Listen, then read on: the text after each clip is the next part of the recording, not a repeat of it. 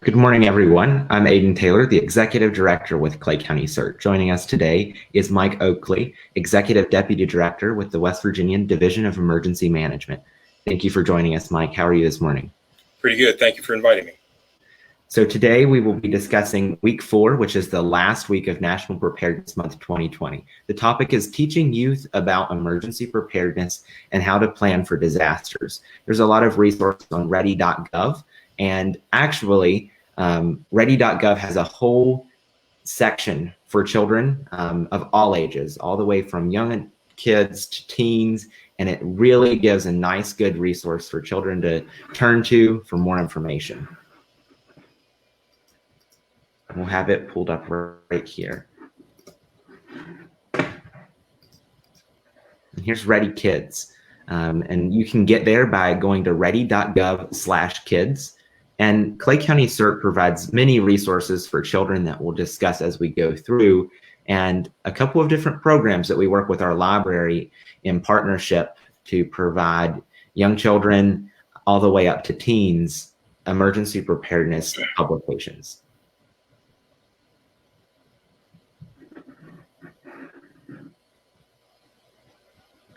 So Mike, if you would sort of talk about the importance of why it's necessary for children at such a young age to work on emergency preparedness, even if their parents are already preparing.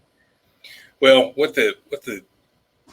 you have brought up Ready.gov, and you said there's a large section there for young children. It's kind of divided. If you go to the children's section, there are sections there for young children, 2, 3, 4, 5. There's another section for teens that teens can go to and look at, and there you go, you brought it up. There's also a section for families, and then there's a section for educators and organizations, where all of these groups can gather resources to show why it's important to be prepared in case of a disaster. So as an adult, when you're planning for a disaster and you are working on trying to get things ready to make sure your kids or your children are taken care of, you have to understand that they're going to be bored. Okay. You know how they are as an adult, as a parent, as a babysitter, how quickly they lose interest in things. So you have to have a multitude of resources or a multitude of things lined up so that they have something to do when you're sitting in a shelter somewhere, God forbid, that you have something for your children to occupy their time, which will help lower that stress level, not only on them, but also on you. Same thing with the teens. If you fast forward, there are things that teens can do to help prepare communities, not just themselves, not just their families, but communities in case of a disaster, and to be prepared to answer and mitigate any consequences that may occur because of that disaster.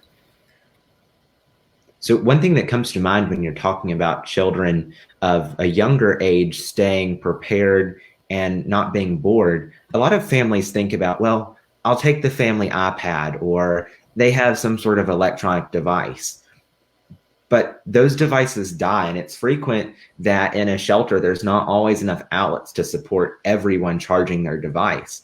And if you look at something that's frequent in West Virginia, power outages, you're stuck at home for 2 or 3 days, or even longer in some cases, and there's no power to charge that device. So it's important that families remember to go back to the old paper and pen, coloring books, card games, even like dice games. That's one of the most important things to remember when you're packing activities for children to do during sheltering in place or even an evacuation in a car. That is correct. One of the things, and I know this is more on Children and Kids Week, but one of the things adults, when they're preparing their an emergency preparedness kit, one of the things they suggest is a weather radio or an AM/FM radio that you can hear weather reports and that kind of stuff and still have contact outside of your house or your residence. A lot of those radios you can now buy that have that come with a solar charger, not just a battery operated, but a solar charger or a hand crank, which is recommended. And they now come, a lot of them, with USB ports and to be able to charge those devices and your phone and that kind of stuff. So although it's, $100 investment, it may be $100 well invested if something should occur. So kind of think about that as you're putting your kit together as the parent for your kids. Right. And that's wonderful information. And while we're on this page here on Ready.gov/kids, I want to focus a little bit on the educators and organizations. I frequently say with our community education division here at Clay County Cert that if we prepare one child and they go home and take that information to their family, we've prepared an entire family. And that kind of is up to the educators and organizations that do that. We work frequently through our teen division and community education division to work with our local schools and other organizations across the state to ensure that children have the necessary publications and information that's not just a worksheet. It's something that's interactive and they can learn from, available. And one way that we've done that is we've partnered with our library to do a junior Cert program. And what that does is it uses the Prepare with Pedro and games offered by Ready.gov for children to come in with their families, pick up the publication, and once they complete that, Clay County Cert issues them a certificate that shows that they've taken a preparedness measure, and we hope to take them from one end of preparedness at a young age all the way up to being a Cert member and continuing to prepare their family, their community, and their county for years to come. That's definitely a progressive step that's taken by your Cert team, Aiden. I know I've only been in this position here for the state for about 7-ish, 8-ish months. Prior to that, I worked with emergency management for Kanawha County, and we would send things home in cooperation with the school board to the kids in elementary school, informational sheets, because the parents normally would have to sign that they've opened up those packets at the end of the week when they send them home with the kids and reviewed them. So when they pull them out and all the child's graded papers and letters from the teacher and all that stuff was in there, there would be an informational thing. A lot of it was about floodplains and that kind of stuff, but we sent those things out.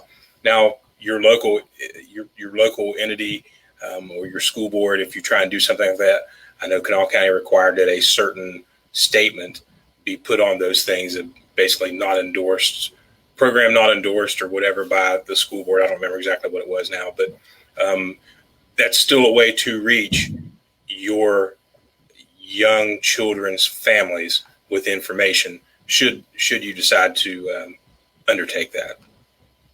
And that's great. And one of the good things about these videos is they're not just for Clay County residents. There's for people all across the state and the nation to watch and learn a little bit more about National Preparedness Month and how they can prepare their communities. So ideas like that we can take prior knowledge and been there and done that statements to make a difference in emergency preparedness and planning, that really makes a difference.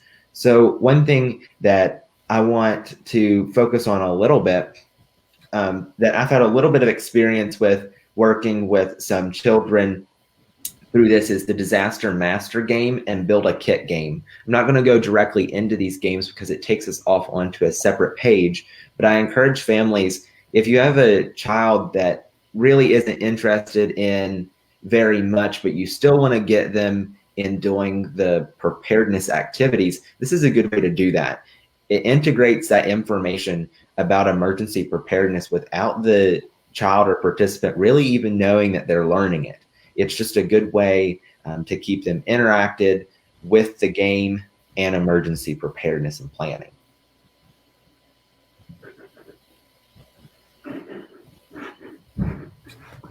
So we'll get back to the National Preparedness Month. So this does wrap up National Preparedness Month Week 4. And 2020. So unfortunately, this will be our last video for the year, and we hope to come back next year with a new, revised, even better activities for National Preparedness Month 2021. But it's been wonderful working with a lot of our different preparedness partners across our county, across our state, to have these good videos for community members to come back to watch, other leaders for counties, states, and nations to watch, and really get good preparedness information. A lot of the times we're just stuck with manuals that are this thick and you have to learn them and just figure out it on yourself. But when we're taking these preparedness partners that have been there and done that, they're able to communicate that information in a nice video and break out the big parts that give you a good general idea, and then you can go back to those manuals for greater support. So thank you everyone for attending, and thank you, Mike, for joining us. This is the end of the 2020 National Preparedness Month Week 4 broadcast. Thank you, everyone. Stay safe and have a wonderful afternoon.